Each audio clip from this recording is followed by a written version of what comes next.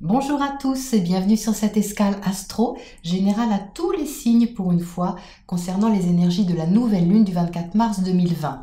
Alors avant de commencer cette analyse, j'ai deux petites choses à vous dire. La première, c'est que je tiens à remercier sincèrement tous ceux d'entre vous qui me suivent, aiment, commentent et partagent mes vidéos. 10 000 abonnés, c'est inattendu pour moi. Jamais j'aurais imaginé avoir autant de monde en quelques mois, tout simplement parce que j'avais aucune attente, juste l'envie de partager ma passion en y ajoutant ma touche personnelle. Donc ça me touche vraiment beaucoup. Je vous remercie tous parce que le fait que vous me suiviez et surtout que vous vous abonniez, eh bien soutient et encourage ce travail dans lequel j'investis beaucoup de temps. La deuxième chose que j'avais envie de vous rappeler, c'est de toujours garder à l'esprit que les météos sont générales et prennent en compte un seul point de votre thème, le soleil.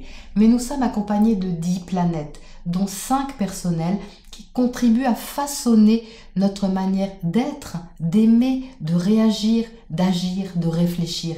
Et ça nous envoie quelquefois des énergies contradictoires à expérimenter, complémentaires ou compliquées, ce qui fait de nous des êtres si riches mais si complexes.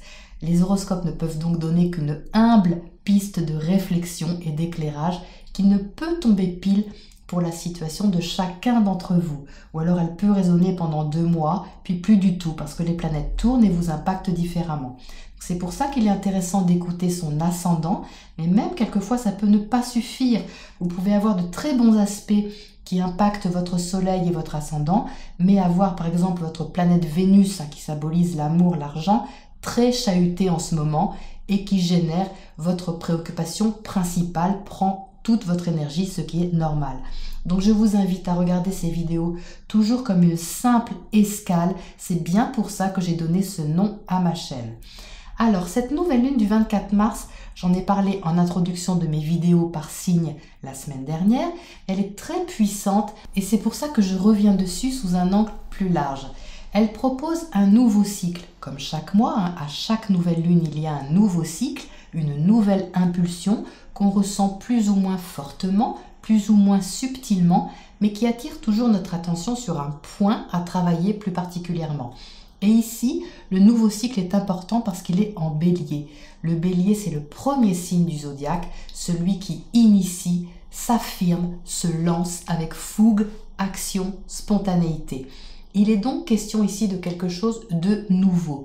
Il s'agit de commencer, d'initier quelque chose qui vous est propre, qui implique votre individualité, votre identité, votre énergie vitale personnelle. Ça peut être une nouvelle façon d'être, une nouvelle façon d'exister, de vous montrer, ou une nouvelle façon de faire, ou tout ça à la fois. Pas forcément facile, mais il y a du soutien. Pourquoi? Eh bien parce que les deux luminaires, Soleil et Lune en Bélier, sont conjoints à la Lune noire et Chiron. Et ça peut d'un côté faire ressortir des peurs profondes cachées. La nouvelle lune, elle a lieu en maison 11, la maison du collectif. Elle impacte donc notre individualité par rapport au collectif.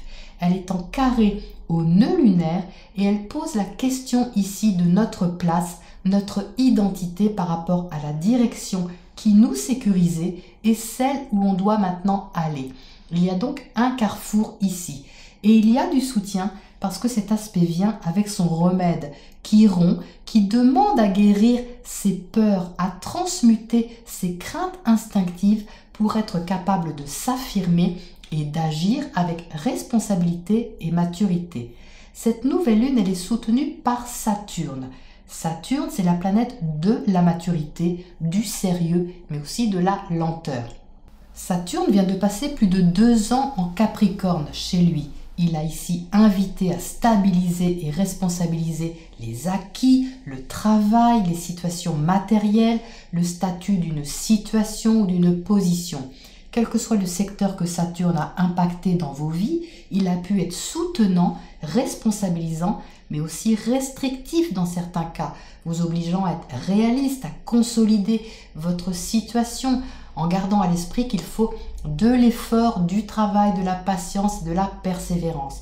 C'est un peu le côté paternaliste du zodiaque Saturne, avec ses bons côtés, rassurants, sécurisants, mais dont le sérieux peut parfois être ressenti comme un frein ou créer des ralentissements. Parce que bon, Saturne, il n'est pas là pour rigoler, hein, c'est travail, sérieux, endurance, loi, obligation, structure, discipline. Et Saturne change de signe. Il entre maintenant tout juste en Verseau sur quelques mois pour commencer. Donc ce qu'il va chercher à concrétiser ici, à construire, à responsabiliser, ce n'est plus matériel. En Verseau, on est dans l'indépendance, la liberté, l'amitié, l'autonomie. On est dans l'avenir, les projets, l'originalité, le collectif, le moderne, le nouveau. Alors bien sûr que pour certains d'entre vous, ça peut tomber dans votre secteur matériel, professionnel, financier, selon sa position dans votre thème. Mais il apporte ici une autre énergie, celle de prendre ses responsabilités au niveau de votre avenir, de votre autonomie, de ce qui vous rend plus libre, plus indépendant. Et pendant cette nouvelle lune en Bélier, il soutient justement ce qui est initié dans le changement parce qu'il se trouve en maison 8, la maison de la transformation. Donc même si des peurs remontent à la surface, même si d'anciennes blessures viennent vous titiller, il vient cadrer votre initiative de façon positive et constructive. C'est un peu comme s'il disait « tu veux faire ça? Ok, mais alors fais-le bien ». Montre ton individualité, ton empreinte personnelle, ton élan de vie. Prends la responsabilité de ta place, ton identité dans le collectif, ton envie de projet, différemment peut-être, mais fais-le sérieusement en accueillant et maîtrisant tes peurs de façon réaliste. Saturne, en quittant le Capricorne, prend justement la responsabilité de quitter ses habitudes. Sa responsabilité est en quelque sorte de quitter la sécurité dans laquelle il se sentait confortable, quelle qu'elle soit, pour se concentrer sur une nouvelle vision des choses en Verseau et apprivoiser une nouvelle façon de construire l'avenir en y apportant réalisme et pragmatisme. Le challenge ici, c'est d'accepter pleinement sa responsabilité dans ce changement, dans ce renouveau. Saturne est en carré à Uranus, planète du renouveau et de l'inattendu. Uranus maîtrise le Verseau, donc non seulement Saturne entre chez Uranus, mais en plus il lui impose un peu comment ranger sa maison, si vous voulez. Donc évidemment, Uranus qui n'en a strictement rien à faire de la discipline, qui veut juste être libre, imprévisible et avant-gardiste, il n'a pas du tout envie qu'on lui dicte sa conduite, surtout chez lui. Mais c'est pour un bien, c'est pour structurer le renouveau et c'est de cette manière qu'il est plus confortable de le voir et de l'accueillir. Cette lunaison, elle est maîtrisée par Mars. Mars, c'est la planète qui gouverne le signe du Bélier. C'est donc elle qui mène la danse sur cette nouvelle lune et qui oriente l'énergie que nous sommes invités à travailler et qui attire notre attention sur notre façon d'agir. Et où est Mars ? Eh bien, il est en Capricorne, en plein dans la conjonction Pluton-Jupiter. Jupiter, planète de l'expansion, de l'optimisme, de l'évolution, mais aussi parfois de l'exagération et de l'amplification. Il ne choisit pas Jupiter ce qui l'amplifie. Il ne s'occupe pas si c'est bon ou mauvais, il amplifie tout simplement. Pluton, la planète de la transformation, la métamorphose, la mort pour la renaissance, l'intensité et la profondeur. Mais aussi parfois symbolisant les angoisses liées aux questions profondes et viscérales. Et ces deux planètes joignent leurs forces, ce qui peut donner des résultats différents selon la façon dont la communion des deux est gérée par chacun d'entre nous. Cette énergie sera présente toute l'année 2020 en va-et-vient. Elle demande donc à être accueillie, apprivoisée pour déstructurer les acquis et travailler avec foi et confiance sur des nouvelles bases modifiées, plus authentiques, avec responsabilité et maturité. Il y a une page à tourner sur la façon de se réaliser, de s'intégrer socialement et une invitation à modifier également ses croyances pour élargir son horizon. Et donc Mars, il vient apporter sa fougue dans cette alliance Jupiter-Pluton. Alors même si la conjonction exacte est passée, on la ressent encore sur cette nouvelle lune avec une énergie qui se dynamise, qui s'accélère et qui peut être déclencheuse d'actions réellement significatives, parfois radicales. Alors évidemment, si cette énergie est mal maîtrisée, le côté angoissant de Pluton peut être amplifié. Les actions menées peuvent être exagérées et susciter de la colère, de la frustration, car influencées par l'inquiétude. mais si elle est bien gérée, ce que les planètes invitent à expérimenter justement, eh bien c'est un déclencheur fabuleux pour changer les choses, les transformer ou commencer à les transformer de façon déterminée et assumée afin d'aller vers une évolution majeure. Mars est en trigone à son amoureuse, Vénus, qui est en Taureau. Vénus, c'est la planète de l'amour, des sentiments, des valeurs. Elle lui fait ici les yeux doux pour aller dans le sens de ses désirs, de sa sécurité affective et lui demande de ne pas oublier ce qui a vraiment de la valeur dans cette transformation. Donc selon la façon dont ces énergies sont accueillies par chacun, la proposition ici est d'agir dans le sens constructif d'un changement conséquent sans céder aux angoisses ou peurs que cela peut soulever liées à tout ce qui est Capricorne, c'est-à-dire les acquis, la structure, la sécurité, les habitudes, la position sociale. C'est une vision humaniste évoluée que cette lunaison propose dans ce carrefour important en nous demandant d'agir efficacement sans surréagir, de sortir des habitudes, du connu, en prenant appui sur notre affectivité, notre sentimentalité, nos valeurs et notre pouvoir d'aimer pour sécuriser ce qui doit être changé. Donc ce soutien peut venir de quelqu'un que vous aimez, de quelque chose que vous aimez, qui demande à être utilisé ici pour adoucir les choses. Une ouverture envers les autres, mais aussi envers vous-même, en vous posant des questions de fond essentielles sur ce qui est important pour vous, pour votre âme.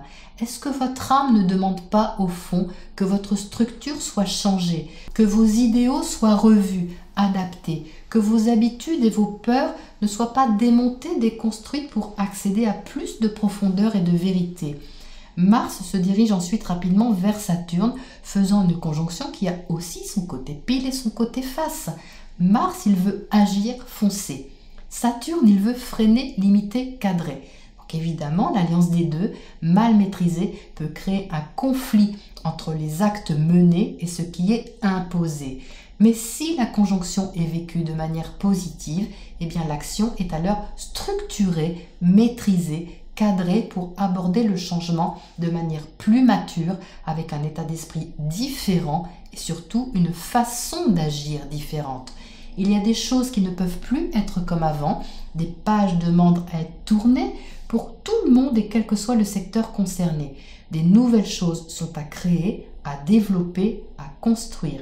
Une nouvelle identité peut être à incarner qui peut montrer toute l'ampleur de votre potentiel créateur et révéler votre nature profonde.